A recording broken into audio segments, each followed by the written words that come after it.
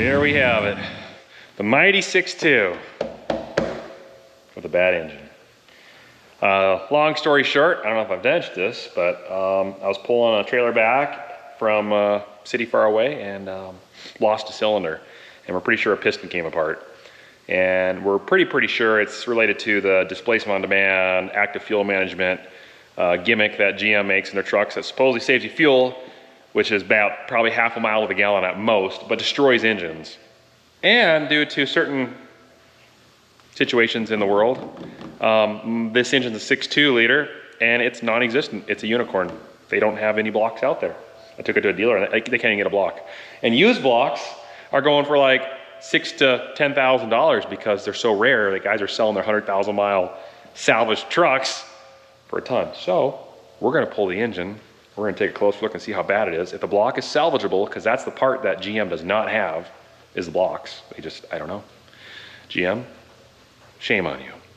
Anyways, we're gonna take this engine out, take it apart, find out what's wrong, and then hopefully I can have the cylinder bored, new pistons put in, and rebuild this thing with a deleted DOD, so there is no DOD, different cam, different lifters and everything, and have a 6.2 that's hopefully bulletproof and will last hopefully more than 140,000 miles, because that's what this one got. So, you guys wanna go for a ride? We're in the middle of harvest, but it rained, and it's gonna rain for the next couple of days. So, the stash is ready. Let's tear this thing apart. Number one cylinder is the one that failed. Have not done a compression test, but when the spark plug came out, it was missing half the tip of it. And we scoped the cylinder and it doesn't look good. So let's just hope that it's okay and the block is salvageable. Because if it is, I can have a truck running again. If it isn't, this pickup won't be driving for at least a year, because that's what they're saying, how far out the blocks are. At least a year. Why does it say don't touch? Is it only if when it started could you touch? It's just saying be careful because there's a fan here that spins really fast and it can hurt your fingers if you touch in there when it's running. Okay. Yeah, are you guys gonna help me? Yeah. Best helpers around. Fun. Well, I guess we'll just time lapse this and just start the process of disassembling everything to get in there to get that out.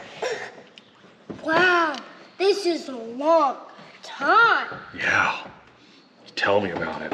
Daddy, I looked in here and Hey, wow. I must ask you a question. What? Do you guys like mustaches? Oh my. Look good. All right, front end's all off. For the most part. I gotta take the radiator and cooler and this whole part off. But it's funny, I took the skid plate off and look, it was sitting in that skid plate. I wonder how long those have been riding in there. Every time you lose tools and they drop down inside, you can never find them. They're probably sitting on your skid plate. Well, I'll add that to my collection. Worst part about doing this job is I know for a fact there's no way I'll get this together as tight as it was when it came off. The plastic, brittle, tabs, you guys know what it's like.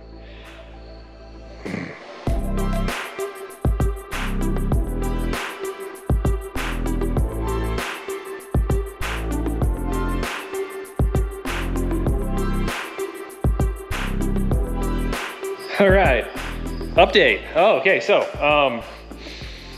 got a lot of parts over there, a lot of tools. They keep adding up. I don't know why, it just keeps getting more tools. It's like you think you got enough and then you gotta get another tool.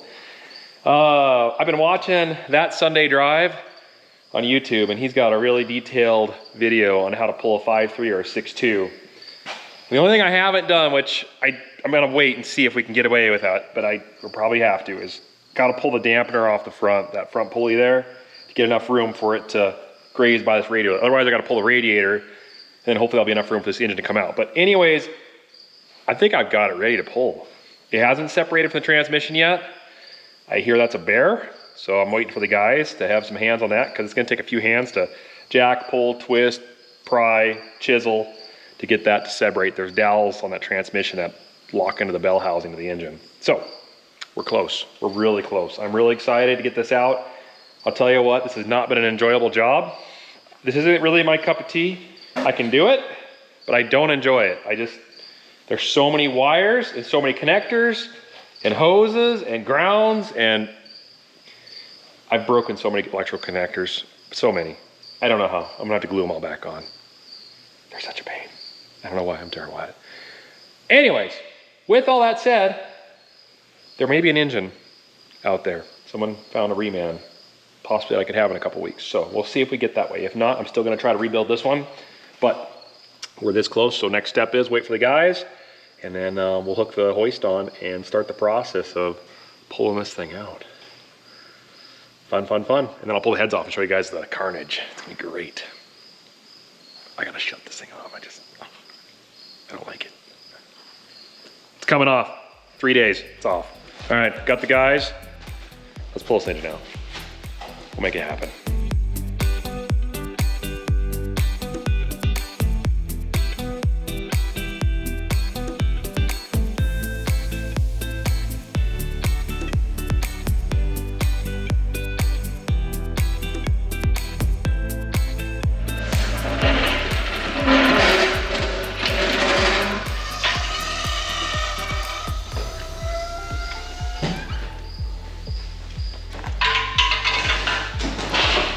Want to guess how many connectors were broken in the process of this? At least 10. Who designed these things? There's gotta be a better way. Gotta be. Clean up a little bit. Put all the random parts and stuff in the truck that can sit outside because it's probably gonna be parked for a while. And I just thought, you know what? Let's just start peeling her apart. So, I got the valve cover off. I've got almost all the head bolts out. There's one left right here and I'm working on it right now. This is the cylinder, number 1. That's the bad boy, the one that definitely had a problem. And it's oilier than the rest in the exhaust port. Clearly, something's going on with that cylinder. So we're about to find out. Let's finish pulling it off. All right, she's loose. You ready to see the damage? All right, here we go.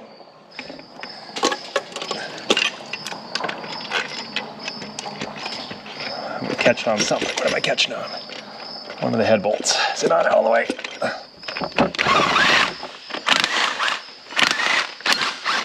Okay. All right, let's try it again. There we go. Got a bent push rod. Okay. My suspicion has been confirmed. Piston's missing a piece right there. And then we got a bent push rod. Look at that. Guess why that happened. I guarantee you it had something to do with a lifter. Gotta be. Why else would this push rod bend? AFM, active fuel management, displacement on demand, DOD. Biggest joke on the planet. I can't tell you how many engines, 5.3s, 6.0s, 6.2s, for like 10 plus years have been destroyed prematurely because of this system. All to save like a half a gallon a mile of gas. You lose power, you lose efficiency with your performance, and this happens. The lifters fail, and then it crushes the push rod, and then your valves slap your pistons. I see some marks on this piston where I think the valve's been hitting it. And then other reason why my piston's probably broke is because when those cylinders are deactivated, carbon builds up. These engines are notorious for carbon buildup. They're direct injection, and there's a lot of carbon. Well, if the piston's not firing, there's nothing in there to burn the oil residue that's in there. Those cylinders still have oil in them when they're not running. So what ends up happening is those cylinders that deactivate, the piston rings, which have to expand and contract due to heat, they have to move freely, gets carbon buildup around the piston and the rings. And what ends up happening is those rings get solid and they can't contract like they should when the engine warms up or expand. And so it blows out part of your piston, and that's what happened to mine. Now, bright side, I haven't turned the engine over to see what the cylinder wall looks like, but this is not that bad.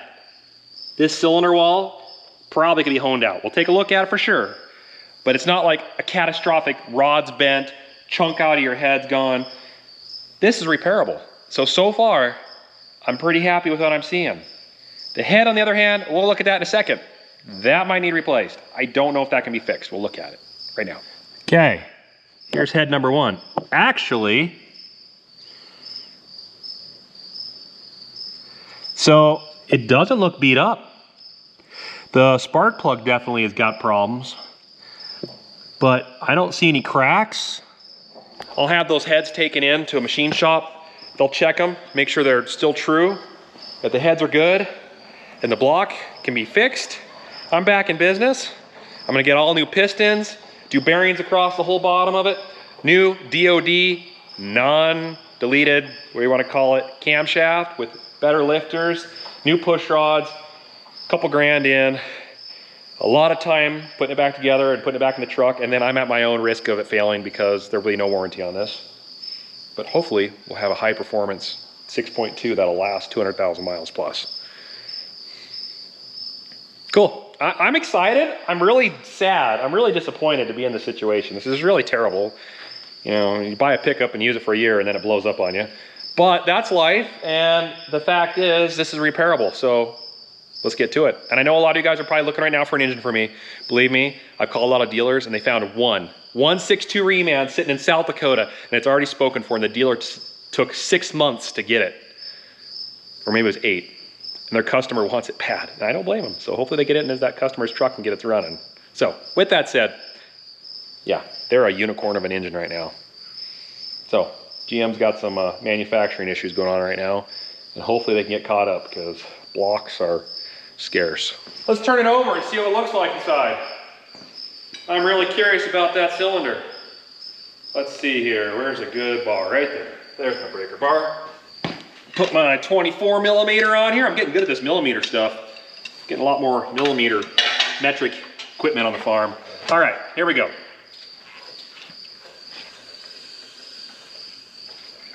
Go all the way to the bottom. Almost to the bottom. There we go, that's bottom. Okay, let's take another look. Here we go, round 3. Oh yeah. It's just right there on the top, that's damaged. Overall, I think I'll have to have a machinist look at it. I'm no expert. I think that could be honed out. If it can't be honed out, they supposedly can sleeve these. So we'll find out. But if that's just a honing job, oh, yeah. Now, granted, there could be problems in the other 4 too, but as far as I know, those are running great. There's nothing unusual in the ports. I think that side's good. I'm pretty sure this is the one that failed. That's the one that threw the code. Enough talk. Okay. Now, it's probably gonna be a while till the next part, so this video is gonna be delayed a little bit. So the stash will probably be gone, a beard will probably be back. I'll probably have gray hair. I already do. Maybe gain 30 pounds because this has got to go to a machine shop and get all this figured out. But when it does, we'll pick up where we left off. Just getting back out to the field, so I had to drop off those engines. That's the 5.9 Cummins out of the Fummins and my 6.2 Ecotech 3 out of my 2015 Sierra at the automotive shops to get work done. So they're gonna try to see if they can find parts. If they can find parts, they can rebuild both of them. That's what they said. So that'll be in a separate video, but that's what's going on right now. Oh boy, oh boy, oh boy, oh boy, oh boy, oh boy, oh boy, oh boy, oh boy, oh boy. You. Look at that. Negative 22 degrees Fahrenheit. That old Duramax starts every time. I've never had that truck not start in the cold with normal battery voltage. Pretty awesome. But with that said, well, I'm excited. It's been 6 months almost. My engine is done for my GMC Sierra. It's done, my 6.2. The machine shop called, they finally got all the parts, not them, not their fault. They've been harassing and calling and doing everything they can to get these parts. But the manufacturers of these pistons have been way behind. Finally got them in. They finally got the engine put together. It's now in a long block form, and I'm gonna go pick it up and bring it back. And then start the process of reassembling my pickup. Yeah, I could have just used that. Oh, what are those? That either is gonna have already happened in a video and you guys are gonna see it, or that's for a future video. So, sneak peek or old review. Same with those. Frozen.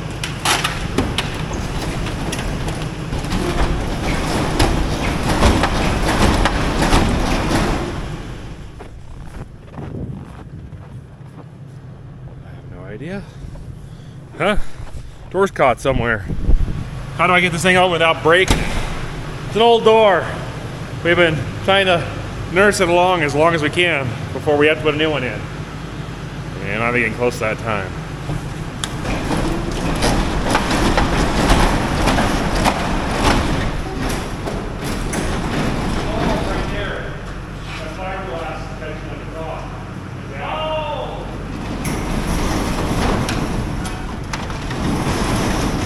Fiberglass was catching.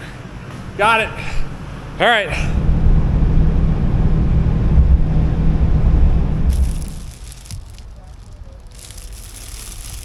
It's been a while. He didn't remember me, but we'll get to know each other really good real soon.